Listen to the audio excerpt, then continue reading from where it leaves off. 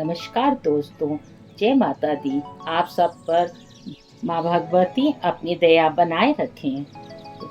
बंधुओं, भक्तों, अब हम लोग आज दुर्गा सप्तशती अध्याय 1 पढ़ने जा रहे हैं। इसको पढ़ने से पहले हम सभी को स्नान आदि करके देवी माँ की पूजा अर्चना करनी चाहिए और उनको अपने जीवन में श्रद्धा के साथ जो भी पढ़ना चाहिए और पूजा पाठ करना चाहिए।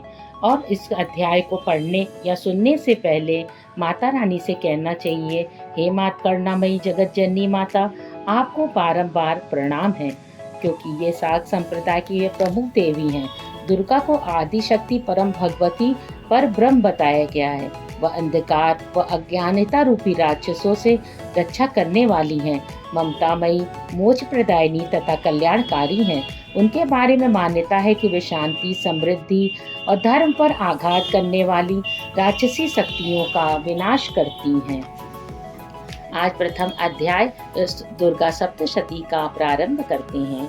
मेघा ऋषि द्वारा राजा सुरत एवं समाधि नामक वैश्य को देवी महात्मा सुनाने तथा मधु कैटभ वध का वर्णन किया गया है।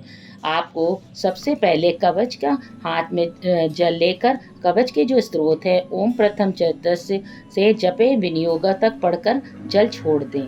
प्रथम चरित्र के ब्रह्मा ऋषि, महाकाली देवता, गायत्री, छंद, नंदा शक्ति, रक्त दंतिका, बीज, अग्नि तत्व और ऋग्देव स्वरूप है।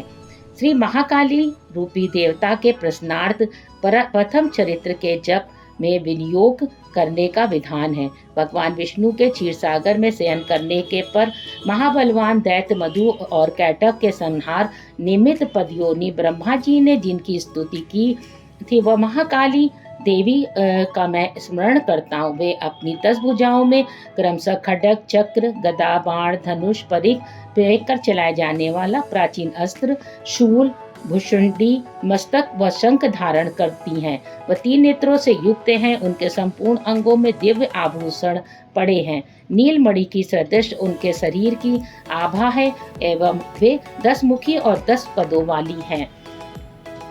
सूर्य के पुत्र सावर्णी, जिनकी गणना 8 मनुओं से की गई है के उत्पन्न होने के कथा का सविस्तार वर्णन करता हूँ। सूर्यपुत्र महाभाग सावर्णी भगवत महामाया की कृपा से जैसे मनवंतर के स्वामी हुए, मैं वही घटना कहता हूँ। प्राचीन काल में स्वारोचित नामक मनवंतर में सुरत नामक एक बहुत ही प्रतापी राजा हुए थे। उनकी उत्पत्ति चैत्र वंश में हुई थी और सारी पृथ्वी पर उनका एक छत्र राज्य था। वे प्रजाओं का अपनी संतान के समान पालन पोषण करते थे। इतना होने पर भी कोल विंध्यसी नाम क्षत्रिय उसके शत्रु बन बैठे थे। राजा सुरत दंड नीति की अत्यंत कड़ाई से पालन करते थे। राजा का विपक्षियों के साथ युद्ध हुआ। यद्यपि कोल विंध्यसी लोग अल्पसंख्यक वर्ग के थे, फिर भी उन लोगों ने राजा सुरत पर विजय पा ली थी। राजा शत्रुओं से पराजित होकर अपने नगर को लौट आए और उनके देश तक की ही उनकी राज सीमित हो गया। किंतु तिस पर भी विद्रोहियों ने उसका पीछा नहीं छोड़ा और राजा सुरत पर पुनः आक्रमण कर दिया। राजा के बल पौरुष का हास हो चुका था, इसलिए ऐसे सुयोग को मंत्रियों ने हाथ से जाने देना उचित न समझा और उन दुरात्मा मंत्रियों ने राजकीय सेना, वाहन, कोषागार आदि पर अपना पूर्ण आधिपत्य जमा लिया। राजा का स्वामित्व छिन गया था, इसलिए वे घोड़े पर सवार होकर अकेले याखेट के बहाने घने वन के भीतर चल दिए।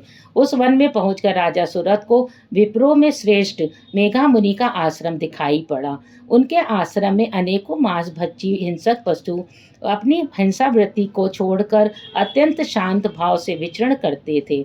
मुनि के शिष्य गणों से उस आश्रम तथा वन का सौंदर्य खिल उठा था। आश्रम में राजा के उपस्थित होने पर मुनि ने उनका सत्कार किया। राजा भी कुछ दिनों तक मुनि के आश्रम में रहकर विहार करते रहे। माया से ग्रस्त होकर एक बार वहां राजा अपने मन में इस प्रकार चिंतन करने लगा कि जो नगर पूर्व काल से मेरे पूर्वजों द्वारा शासित और पालित था, आज वही नगर मुझसे छीनकर हीन होकर वीरान हो गया रहा है। न जाने मेरे अधम कर्मचारी उसकी धर्मपरायणता के साथ रक्षा करते हैं या नहीं। मेरा हाथी जो सदा अपने शरीर से मद बहाया करता था और वीर था, न जाने किस अवस्था में होगा। जो लोग मेरी कृपा दृष्टि और धन और भोजन के लिए लालायित रहकर मेरा अनुगमन करते थे, वे लोग अब निश्चय ही अन्य राजाओं के आश्रित होंगे। मेरे धन का उन लोगों के द्वारा दुरुपयोग किए जाने से अब कोष निश्चय ही रिक्त हो चुका होगा। इस प्रकार की अनेक चिंताएं राजा के मन में उथल पुथल मचा रही थीं। एक दिन मेघा मुनि के आश्रम में निकट एक वैश्य को देखकर राजा उससे पूछ बैठे, भाई तुम कौन हो? यहाँ तुम्हारे आने का क्या अभिप्राय है? तुम तो बहुत ही शोकाकुल और अन्यमनस्क से लग रहे हो। राजा के इस प्रेमपूर्वक प्रश्न को सुनकर वह वैश्य राजा को नमस्कार करके विनीत स्वर में बोला कि मैं धनिक वर्ग से उत्पन्न एक वैश्य हूँ। मेरा नाम समाधि है। मेरे दुष्ट स्त्री पुरुषों ने धन के लोभ में वशीभूत होकर मुझे घर से निष्कासित कर दिया है। इस समय मैं स्त्री पुत्र और धन से रहित हो गया हूँ। मेरे स्वजनों ने ही मेरे धन का अपहरण कर मुझे अब उसके अधिकार से व्यच्युत कर दिया, इसलिए मैं खिन्न चित्त से वन में आ गया हूँ। इस समय मैं नहीं जानता कि मैं कुटुंबियों की क्या दशा है। वे लोग घर में सकुशल हैं या नहीं हैं, मुझे इसके संबंध में कोई ज्ञान नहीं है। मैं विचार कर रहा हूँ कि मेरे वे पुत्र कैसे हैं, वे सदाचारी हैं या दुराचारी हैं। राजा ने वैश्य से प्रश्न किया, जिस स्वजनों ने धन के लोभ में पड़कर तुम्हें घर से बाहर निकाल दिया, उन स्वार्थी बंधुओं के प्रति तुम्हें इतनी ममता किस लिए है? वैश्य ने उत्तर दिया, आपका मेरे संबंध में इस प्रकार पूछना उचित ही है। मैं क्या करूं? मेरा मन कुटुंबियों के प्रति निर्दय व्यवहार का नहीं हो रहा है। जिन लोगों ने धन की आकांक्षा से आदर प्रेम और आत्मीयता की भावना का परित्याग कर मुझे इस दिशा में पहुंचाया दिया है, उन्हीं लोगों के प्रति मेरे मन में अगाध स्नेह और ममत्व का भाव है। हे महानुभाव, यह सब जानकर भी बंधु बांधवों के प्रति मेरे मन में जो प्रेम के समुद्र हिलोरे ले रहे हैं, यह क्या है जानने का प्रयत्न करने पर भी मैं इस बात से के रहस्य को नहीं समझ पा रहा हूँ। उन लोगों के वियोग में मैं उसी से ले रहा हूँ उसासे ले रहा हूँ, जिसके फलस्वरूप मेरा हृदय अत्यंत व्यथित हो रहा है। उन लोगों से मेरे प्रति प्रेम का नितांत अभाव है, तो भी मेरा मन उसके लिए तड़प रहा है। इसलिए मैं क्या करूं? मार्केंड मुनि ने कहा, हे ब्रह्म। तत्पश्चात राजा सुरथ और समाधि नामक वैश्य एक साथ ही मेघा मुनि की सेवा में उपस्थित हुए और उनके प्रति उचित सम्मान दिखाकर वहीं बैठ गए। तब वैश्य और राजा ने परस्पर कुछ वार्ता प्रारंभ करी। तब राजा बोले, भगवान, मैं आपसे एक निवेदन करना चाहता हूँ, आप उसे कृपा करके बताइए। मेरा मन स्ववश में न रहने के कारण बहुत ही क्लेशित है। जो राज्य मेरे हाथ से छीन गया है, उसके लिए अभी तक मेरे मन में पहले की ही तरह ममता बनी हुई है। हे मुनियों में श्रेष्ठ, यह बात मैं समझता हूँ कि अब उस पर मेरा स्वत्व नहीं रह गया, उसे अन्य लोगों ने हस्तगत कर लिया है। फिर भी अज्ञानियों की तरह से उसी के मोह में लिप्त हूँ। यह सब क्या बात है? मेरे ही समान से यह वैश्य भी अपने घर में अनादरित हो पुत्र, स्त्री और सेवकों द्वारा परित्यक्त होकर निष्कासित कर दिया गया है। इसके स्वजनों ने भी इसका परित्याग कर दिया है, यह जानते हुए भी यह वैश्य उन्हीं लोगों को स्नेहपात से आबद्ध है। हम दोनों का ही हृदय इन सब बातों से अत्यंत क्षुब्ध है। दोष युक्त विषय से भी अभी तक मेरा मन ममतावश आकर्षित हो रहा है। हे महाभाग, हम दोनों को ही समझदार हैं, फिर भी हम में से जो मोह की प्रबल धारा उमड़ रही है, यह क्या है? हम दोनों में प्रत्यक्ष रूप से अज्ञान के लक्षण दिखाई पड़ रहे हैं। तब ऋषि ने कहा, हे महाभाग, विषय मार्ग का ज्ञान सभी प्राणियों में विद्यमान होता है। इसी प्रकार विषय भी सभी जीवों में भिन्न भिन्न होते हैं। कुछ प्राणियों को दिन में नहीं दिखाई पड़ता, ठीक इसी विपरीत कुछ जीव रात्रि में नहीं देख पाते। इसके अलावा कुछ जीवन ऐसे भी होते हैं जो समान रूप से दिन और रात्रि में देख सकते हैं। यह बात सत्य है कि सभी प्राणियों में मनुष्य वर्ग अधिक समझदार है, किंतु केवल वे ही इस प्रकार समझदार नहीं होते हैं। उनके अतिरिक्त पशु पक्षी और मृगादि जीव भी समझदार होते हैं।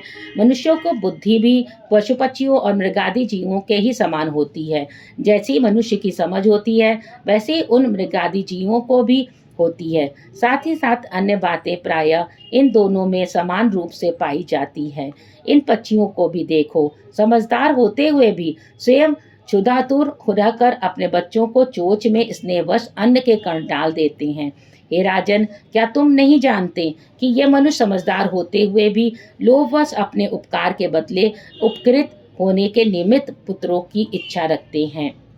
यद्यपि उन सब में भी समझदारी का भाव होता है, फिर भी वे समझदार की स्थिति को बनाए रखने वाले महामाया भगवती प्रभाव द्वारा मोह रूपी भंवर में डाल दिए जाते हैं। उसी से वे जीव डूबते उतराते रहते हैं। इससे आश्चर्य की कोई बात नहीं है। जगत पिता विष्णु भगवान की योग निद्रा रूपिणी महामाया से ही यह सारी दृष्टि मुग्ध हो रही है। हे महामाया, ज्ञानियों के चित्त को भी बलात् आकर्षित करके मोह सागर में डाल देती है। वे ही समस्त सृष्टि की जगदात्री है तथा जब वे ही प्रसन्न होती है तब मनुष्यों के उद्धार के लिए मुक्ति लाभ का वरदान भी देती है। वे ही परम विद्या व संसार बंधन और मोह ममता उत्कन्या सनातनी देवी है, समस्त ईश्वरों को भी अधिष्ठात्री है। हे ब्राह्मण, इसका प्रादुर्भाव किस प्रकार से हुआ, उनके चरित्र कौन कौन से हैं? ब्रह्म वेदों में श्रेष्ठ मुनि उन देवी की प्रोक्त कथाएं मैं आपके श्रीमुख से श्रवण करना चाहता हूँ। ऋषि ने कहा, यथार्थ में देवी का स्वरूप नित्य और सनातन है। यह समस्त जगत उन्हीं का स्वरूप है। वे ही देवी समस्त विश्व के चराचर प्राणियों में व्याप्त हैं। उनकी उत्पत्ति अनेक प्रकार से होती है, वह मैं तुम्हें सुनाता हूँ। यद्यपि वे जन्म रहित और नित्य स्वरूपा हैं, तो भी वह देवताओं की कार्य सिद्धि के निमित्त अवतार ग्रहण करती हैं।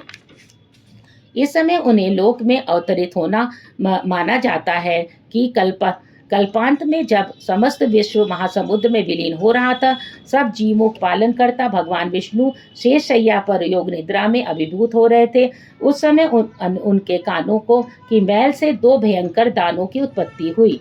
वे असुर मधु कैटव नाम से जगत में विख्यात हैं। जन्म लेने के बाद ही ये दानव सृष्टिकर्ता ब्रह्मा जी का वध करने की उद्यत हो गए। उस समय ब्रह्मा जी भगवान विष्णु के नाभि कमल से अवस्थित थे।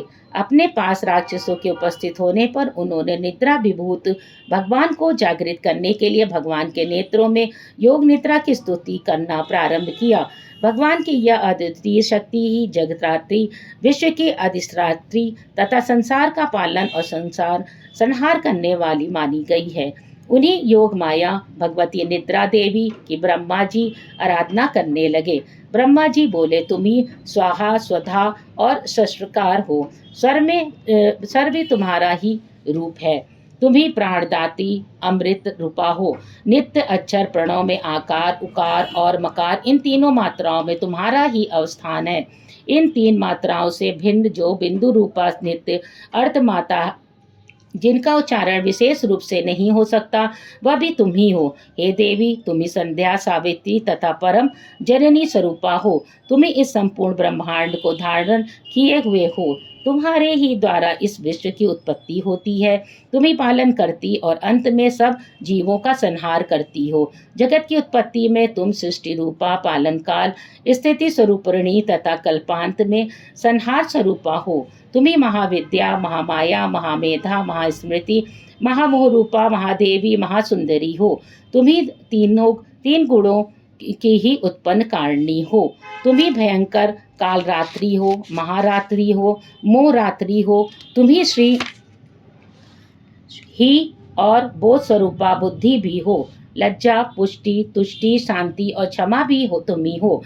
तुम ही खड्ग धारणी, शूल धारणी, चोर रूपा, गदा, चक्र, शंख, धनुष धारणी भी हो। बाण, भुषुंडी, परिधि आदि तुम्हारे ही अस्त्र हैं। तुम सौम्य और सौम्यतर हो। इतना ही नहीं, वरन विश्व में जितने भी सौम्य एवं सुंदर पदार्थ हैं, उन सब में तुम्हारी सुंदरता कहीं अधिक है। पर तथा अपर इन दोनों विद्याओं से परे रहने वाली परमेश्वरी भी तुम ही हो।